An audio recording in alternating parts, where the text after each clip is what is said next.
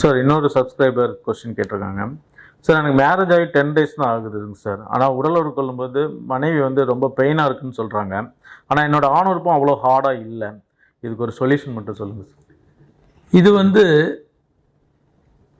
அன்கன்சூமேட்டட் மேரேஜ்ன்னு நிறைய இதை பற்றி நம்ம டிவியில் சொல்லிக்கிட்டே இருக்கோம், இந்த ப்ரோக்ராம்லேயும் சொல்லிக்கிட்டே இருக்கோம்.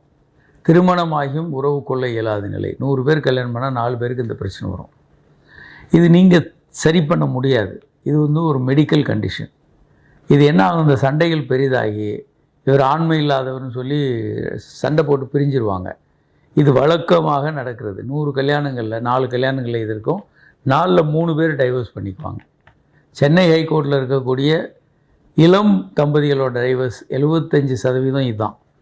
இதை முழுமையாக சரி செய்ய முடியும். 100% சரி பண்ணலாம். ஆனால் நீங்களே சரியாயிடும்னு பார்த்து ஏமாந்து போய் வெறுப்பு அடைந்து டைவர்ஸ் பண்ணுறதுக்கு பதிலாக இது சம்மந்தப்பட்ட மருத்துவர்களை அணுகுனீங்கன்னா உங்கள் பிரச்சனையை துல்லியமாக சரி பண்ணி கொடுத்துருவாங்க. அதனால் கல்யாணமாகியும் தாம்பத்திய உறவு கொள்ள இயலாத நிலை, அன்கன்சூமேட்டட் மேரேஜஸ் அப்படின்றது ரொம்ப காமன். உங்களுக்கு அந்த பிரச்சனை தான் இருக்குது. நீங்கள் 2 பேரும் சேர்ந்து பாலியல் மருத்துவரை பார்க்கணும். அவங்க சில டெஸ்ட்டுகள் எடுப்பாங்க. அதுக்கப்புறம் உங்களுக்கு சில பயிற்சிகளை நீங்கள் போய் உங்கள் வீட்டில் பண்ணணும். மருத்துவர்கள் சொல்லித்தர பயிற்சிகளை நீங்கள் போய் உங்கள் பெட்ரூமில் பண்ணணும். அதன் மூலம் இதை ஒரு குறைந்த காலம் 5 நாட்களில் கூட சரி பண்ணலாம். அதிக நாட்கள்லாம் ஒரு 20 நாளைக்குள்ளே சரி பண்ணிக்கணும். ஒரு 4 அல்லது 5 பயிற்சிகளை நீங்கள் உங்கள் வீட்டில் பண்ணணும். கண்டிப்பாக இது 100% சரி பண்ணக்கூடிய பிரச்சனை.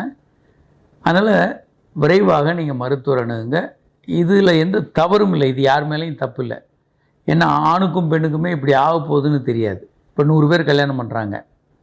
எல்லோரும் நல்லா தாம்பத்திய உறவு வச்சுக்கிட்டா கூட 15 பேருக்கு கருத்தரிக்க முடியாது.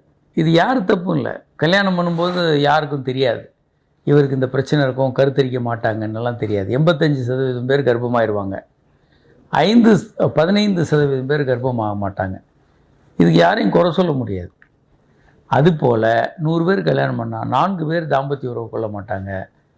இதுவும் ஒரு மெடிக்கல் பிரச்சனை. எப்படி குழந்தையின்மை அப்படின்றது ஒரு மெடிக்கல் பிரச்சனையோ அது மாதிரி இதுவும் ஒரு மெடிக்கல் பிரச்சனை. கண்டிப்பாக நீங்கள் மருத்துவர்களை அணுகி முறையான சிகிச்சை எடுத்துக்கொள்ளணும். அது ரொம்ப ரொம்ப அவசியமானது.